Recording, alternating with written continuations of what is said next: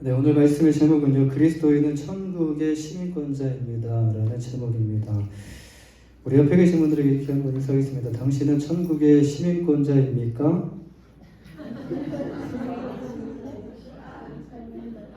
네. 그리고 한 번 더 하겠습니다. 나는 천국의 시민권자입니다.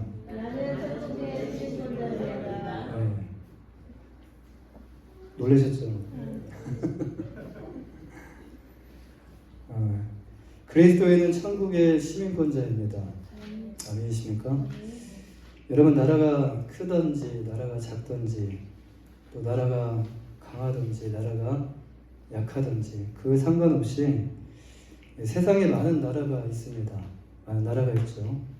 그런데 정작 우리가 정말 몸담고 속할 수 있는 나라가 없다면 여러분 어떤 기분이 드시겠습니까? 여러분 시민권자이시죠. 그러니까 미국의 시민권자도 계실 것이고 한국의 시민권자도 계실 거예요. 근데 여러분이 내가 태어났는데 나라가 없어요. 예. 나라가 없으면 태어나자마자 태어나고 성장을 하다 보니까 내가 나라가 없다라는 것을 알게 됩니다.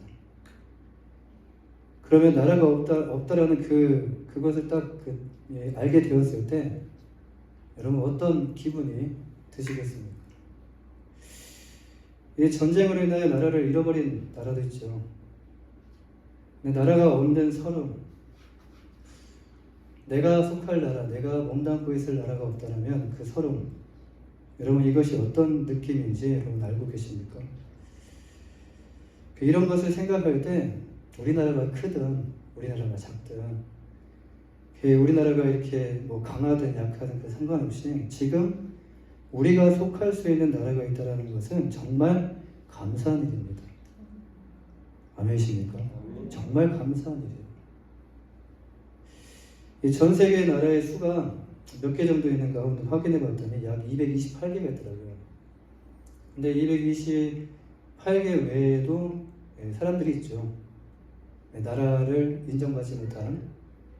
근데 이 땅에 이렇게 많은 나라들이 있습니다. 앞서 말씀드렸듯이 이 안에는 크고 작은 나라들이 있고요. 그리고 힘이 강하거나 또 힘이 약한 나라들이 있어요.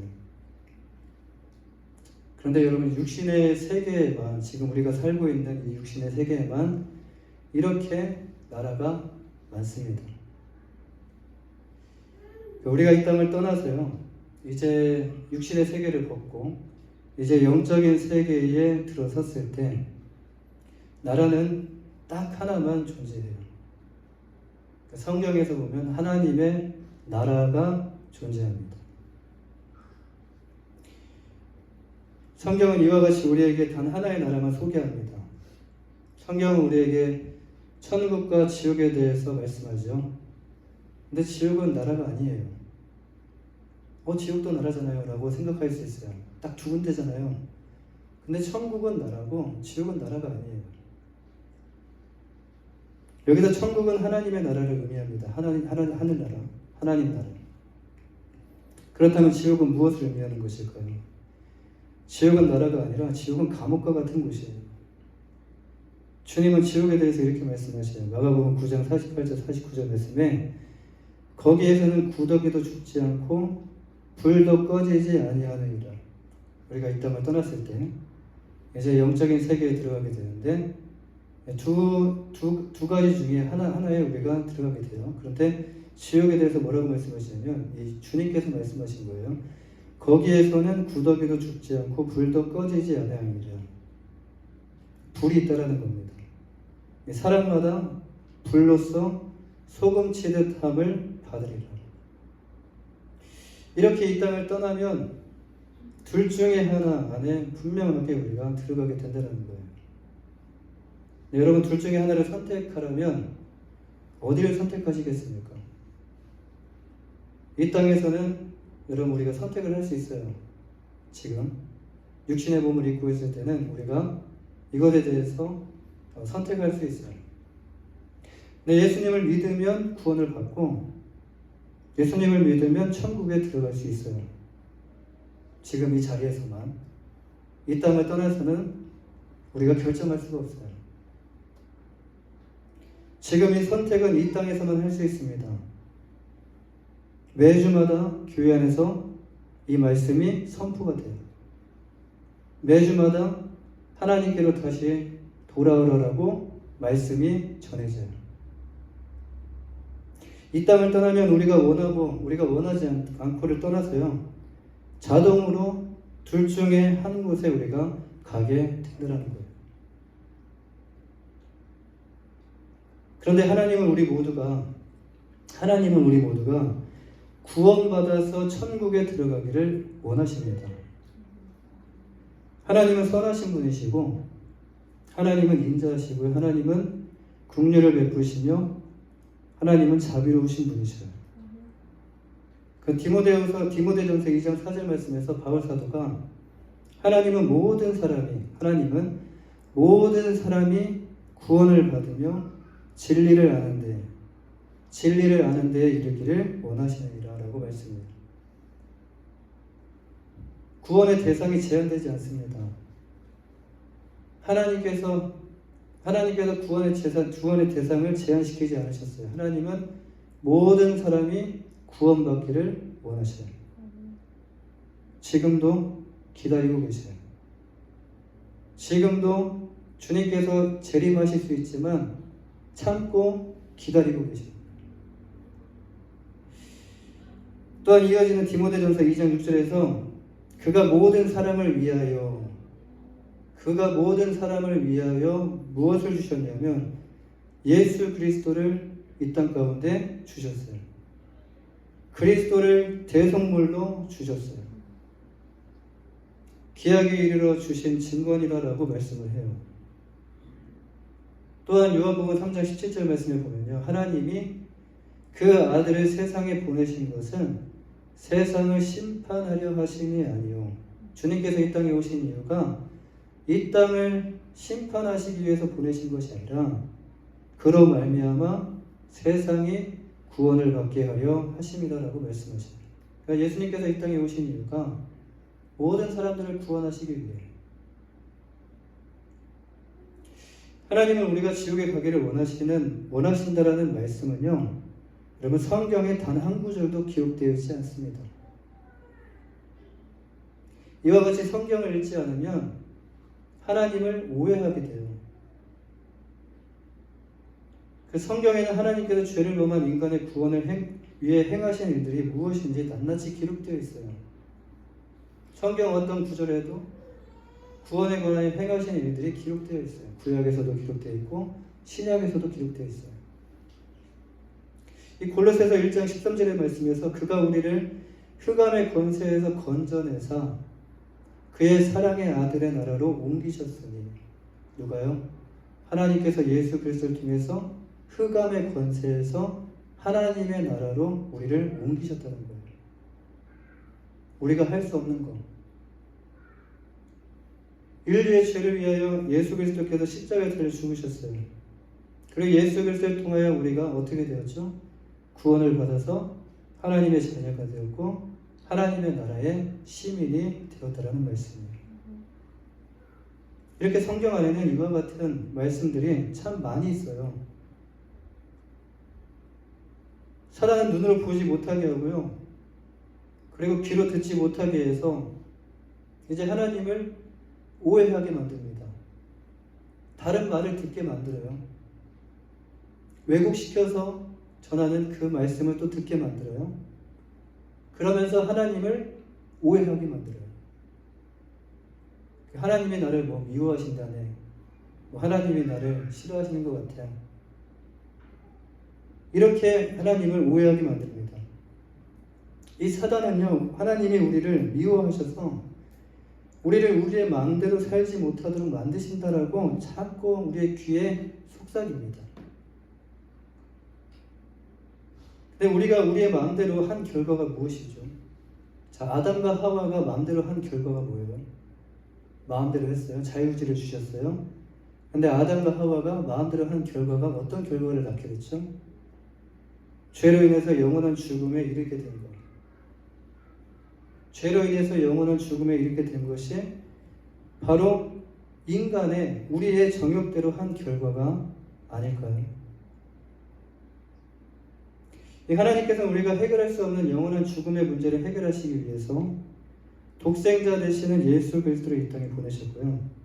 그가 십자가에 달려 죽으심으로 인간이 해결할 수 없는 이 저주를 해결하여 주시고 구원과 동시에 하나님의 자녀의 신분을 또 회복시켜 주시고 성령을 통해서 우리와 동행하여 주시고 우리를 구하와 같이 그냥 놔두지 않으시고 우리와 함께 영원토록 함께 하시면서 하나님 나라의 시민권을 우리에게 허락해 주셨어요. 여러분, 천국을 하늘나라라고 말합니다. 하늘나라. 그렇다면 하늘나라는 무엇을 의미하는 것일까요? 천국은 곧 하나님의 나라를 의미하는데, 여러분, 천국은요 하나님께서 왕이 되신 나라예요. 아멘이십니까? 천국은 하나님께서 왕이 되신 나라예요. 그리고 하나님께서 왕으로서 통치하시는 나라가 하나님 나라예요. 그럼 천국에 들어갈 수 있는 사람이 누가 있을까요? 자, 미국에 들어올 수 있는 사람이 누구죠? 미국의 그 법에 동의할 수 있는 사람이 들어올 수 있죠. 동의하지 않고 반대를 내가 가지고 있다면 절대로 미국에 들어올 수 없어요. 그리고 미국의 시민권은 또 딸 수가 없습니다. 무슨 말을 하게 되면 난 그거 반대합니다 라고 말하면 그게 거절됩니다. 하나님께서 왕이신 것을 인정하는 사람, 하나님께서 왕이신 것을 인정하는 사람, 그리고 하나님의 통치에 순종할 마음이 있는 사람.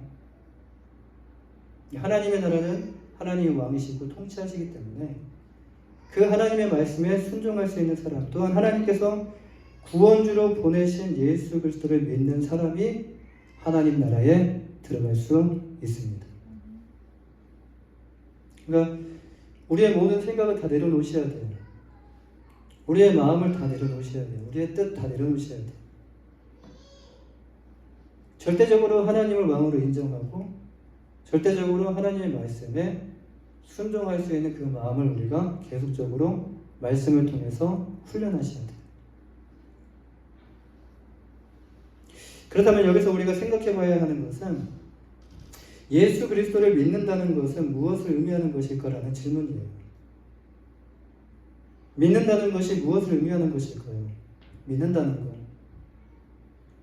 입술로 예수 그리스도를 주로 시인하고 고백하는 것을 의미하는 것일까요? 나 예수님 믿어요. 이렇게 입술로 고백하는 것. 나 크리스찬이에요. 나 믿어요. 이렇게 입술로 고백하는 것을 의미하는 것일까요?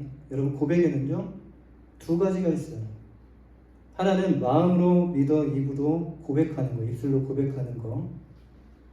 로마서 10장 10절 말씀에서 사람이 마음으로 믿어 의에 이르고 입으로 시인하여 구원에 이르느니라 라고 말씀해요. 마음으로 믿게 되면 입술로 시인할 수밖에 없어요. 예수님께서 나에게 행하신 일들을 경험하게 되면 사마리아 여인처럼 주변의 사람들에게 고백할 수밖에 없어요. 또 하나의 고백은 삶으로 고백하는 것입니다. 삶으로. 마음과 입술로 고백한 것을 이제 주님 다시 오셔서 주님을 만나는 그 순간까지 주님께서 원하시는 내가 사랑하는 주님, 내가 사랑하는 주님, 나를 구원하여 주신 주님, 그 주님께서 주님을 만나는 그 순간까지 삶으로 살아가는 것을 의미합니다. 정결한 여인과 같이. 이 중에 어떤 하나만의 고백을 의미하는 것이 아니라 이렇게만 고백하면 되잖아요. 꼭 이렇게 살 필요가 있습니까? 고백만 하면 되잖아요. 고백만 하면 구원을 받잖아요. 라고 말씀하시는 분도 계세요. 근데 성경을 잘 모르시는 거예요. 성경을 제대로 이해하지 못하시는 거예요. 내 마음대로 성경을 보고 재단을 하고 이해하시는 거예요.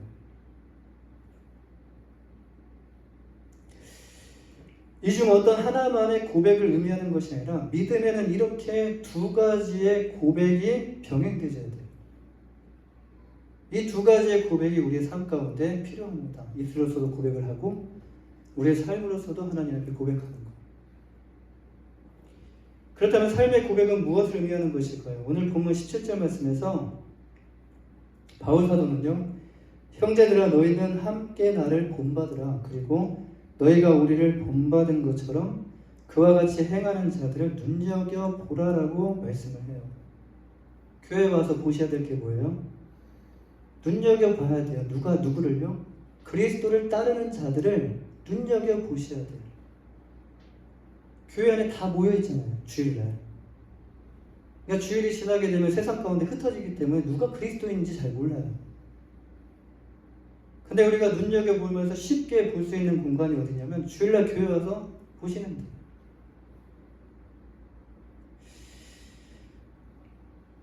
무엇을 봐야 됩니까? 마지막 부분에 그와 같이 행하는 자들을 눈여겨보라라고 말씀하는데 그렇습니다. 여기서 말하는 삶의 고백은요, 행함을 의미해요.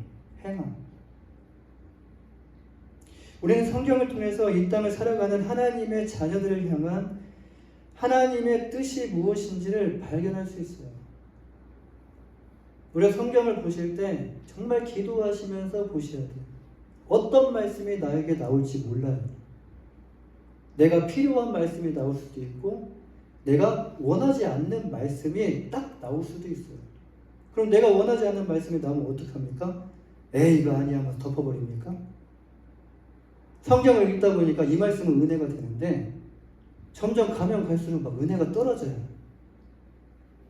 그럼 성경이 정말 내가 원하고 내가 필요하고 내가 좋아하는 말씀은 성경이 정말 달콤하게 꿀과 같이 성경이 정말 그렇게 읽어져요. 근데 나에게 부딪히는 말씀이 있고 나에게 힘든 그 짐과 같은 말씀을 주신다면 여러분 성경이 지루하고요, 따분하고요, 졸립니다.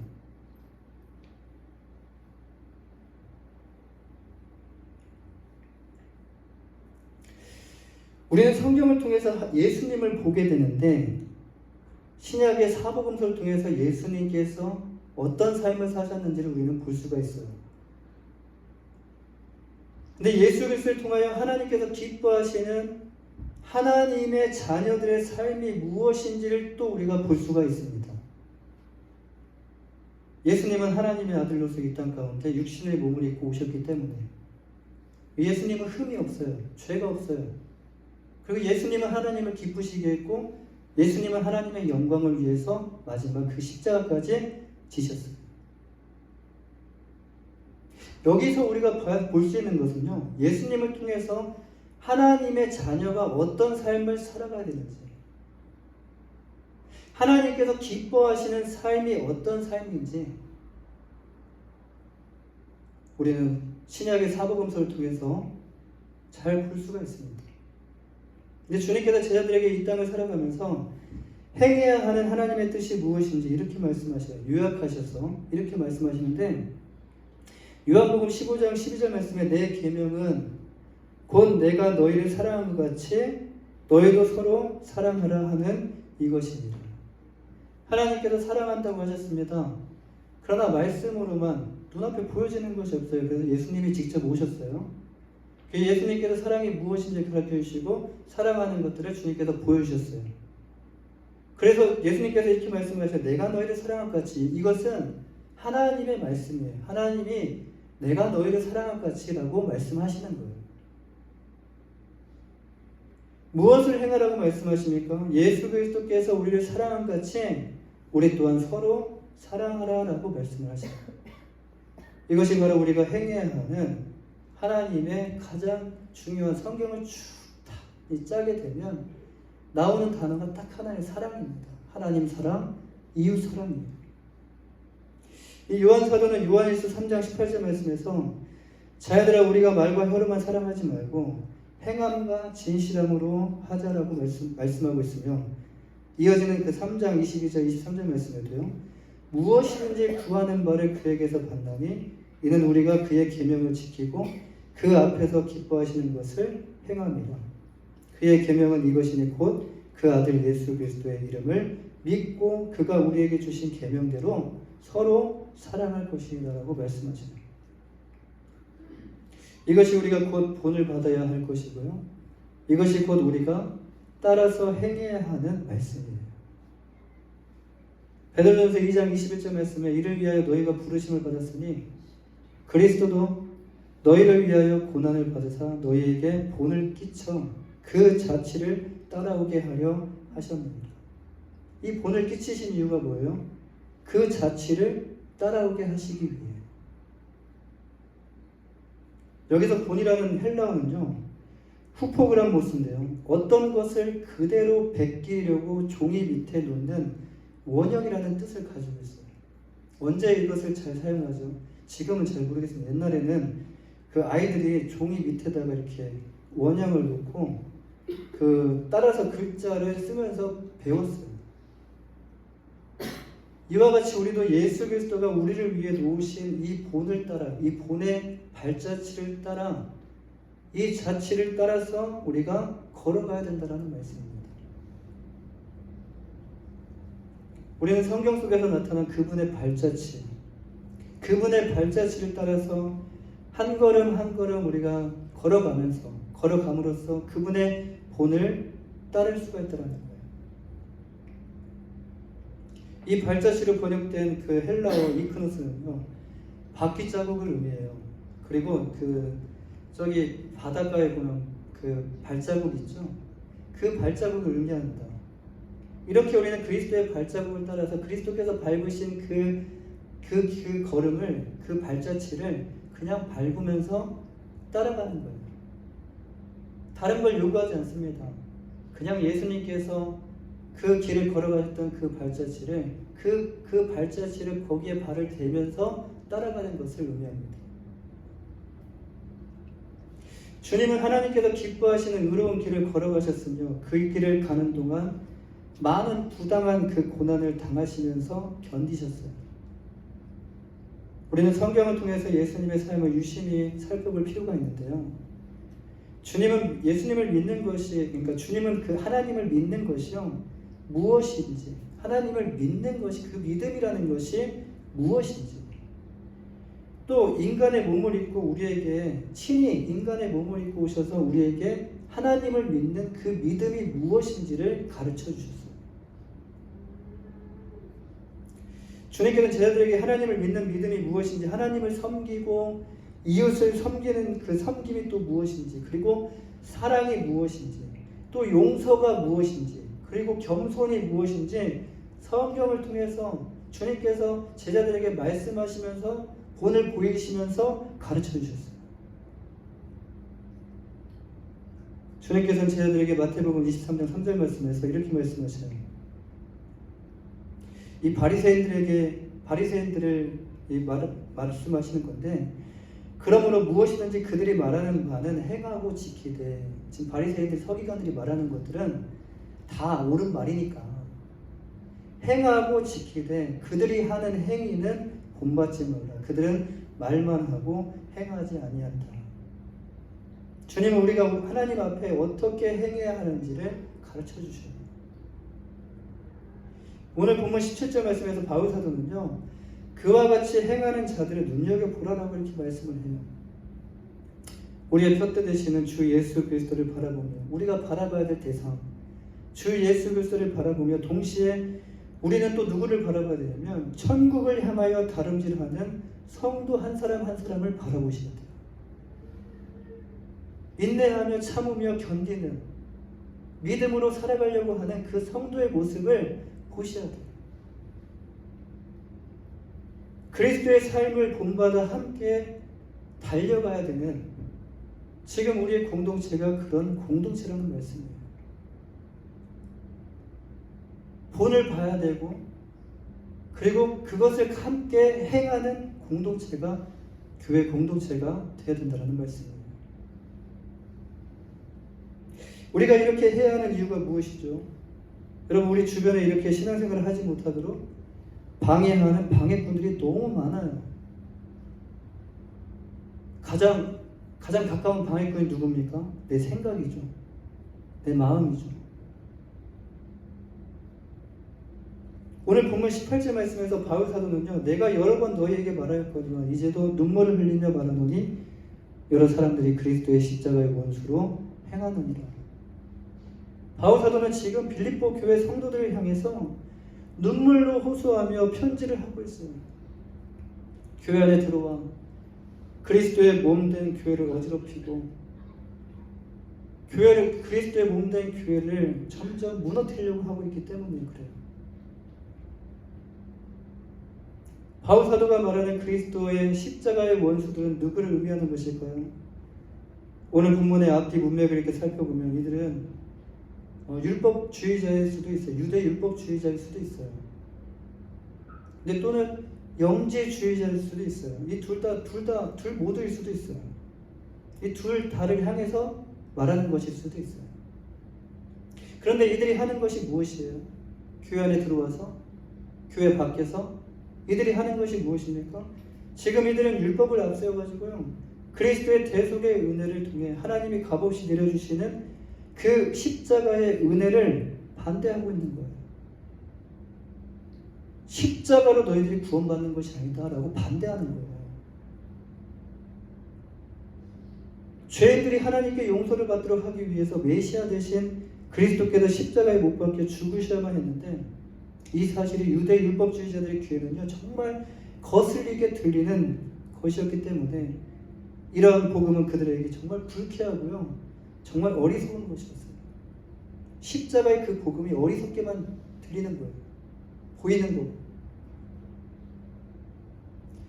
이들에 대해서 바울 사도는 본문 19절 말씀에서 그들의 마침은 멸망이요 그들의 신은 배요 그의 영광은 그들의 부끄러움에 있고 땅의 일을 생각하는 자라라고 말씀합니다. 여러분, 십자가의 원수가 누굽니까?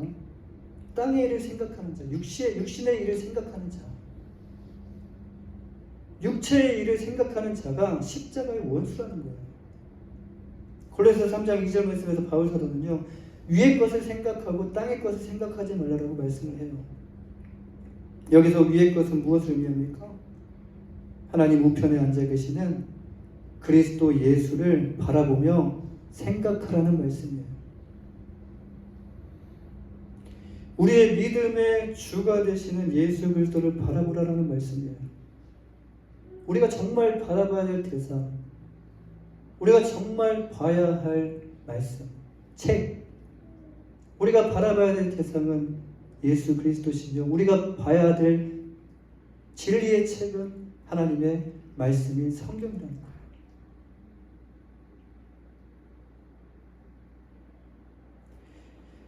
반대로 땅의 일을 생각하는 것은요, 요한에서 말씀과 같이 육신의 정욕, 안목의 정욕을 생각하며 이생의 자랑의 삶을 살아가는 사람들을 의미합니다. 바울 사도는 이들의 마침을 뭐라고 표현합니까? 이들의 마침은 멸망이라고 그래요. 육체의 마침은 멸망이라는 거예요.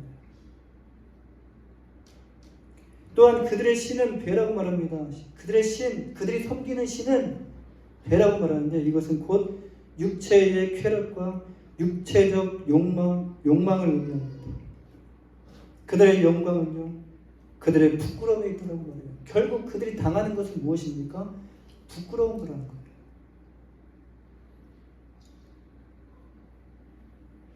천국의 시민권을 받은 우리 그리스도인들은요, 먼저 여러분 우리 자신을 살펴봐야 되고요, 또한 유심히 교회 안의 성도들을 살펴보셔야 돼요. 예수 그리스도를 구주로 믿고 정말 하나님의 말씀을 신실하게 지키며 살아가는 그 성도들이 누구인지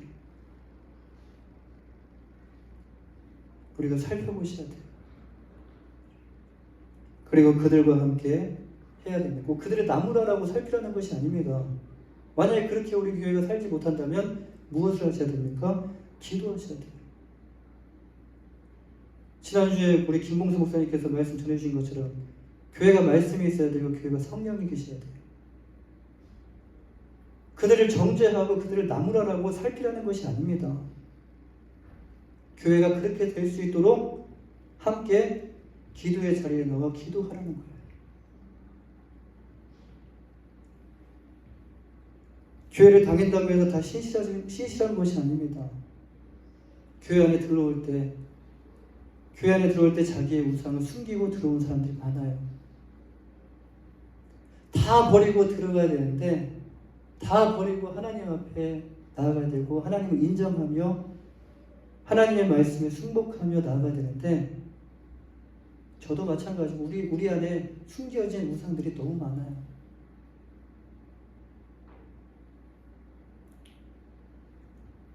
근데 시간이 지나면서 예수님을 영접하고 예수님을 믿고 구원받고 내 것이 다 바울 사도와 같이 배설물처럼 여겨졌을 때 그 모든 것을 다 버릴 수가 있죠. 근데 예수님을 영접하지 않고 말씀과 성령이 임하지 않으면 교회를 다니면서도 내 안에 우상은 계속 숨기면서 계속 신앙생활을 하게 된다는 거예요. 여러분, 교회를 다닌다고 해서 다 신실하신 것이 아닙니다. 교회 안에는 이렇게 두 부류의 사람들이 있습니다. 예수 그리스도를 신실하게 믿고 그분의 말씀대로 살려고 하는 사람들을 괴롭히고 방해하는 사람들도 있다는 거예요.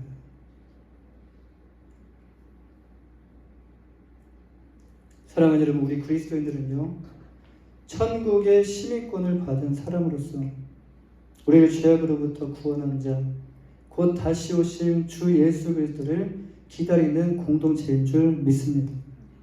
아멘이십니까? 우리가 누구이고 우리의 신분이 무엇인지, 지금 우리의 정체성이 무엇인지, 지금 우리가 어떤 신분을 가지고 있는지 우리가 확실히 아셔야 됩니다. 우리는 그리스도인이고요, 우리는 천국의 시민권을 받은 자들입니다. 그렇다면 우리는 이제 어떤 삶을 살아가야 됩니까? 우리는 오늘 본문 17절 말씀을 주목해 볼 필요가 있어요. 그와 같이 행하는 자들을 눈여겨보라.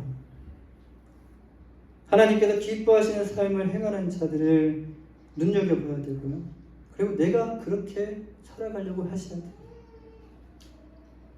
또 그리스도께서 가르쳐 주시고 행하신 일들을 우리는 함께 도모하며 함께 행해야 될 줄 믿습니다. 여러분, 이것이 바로 천국의 시민권자들의 삶인 줄 믿습니다. 하나님께서 기뻐하시는 천국 시민의 삶을 함께 행하는 교회 공동체가 되기를 주님 여러분 간절히 축원합니다. 기도하겠습니다.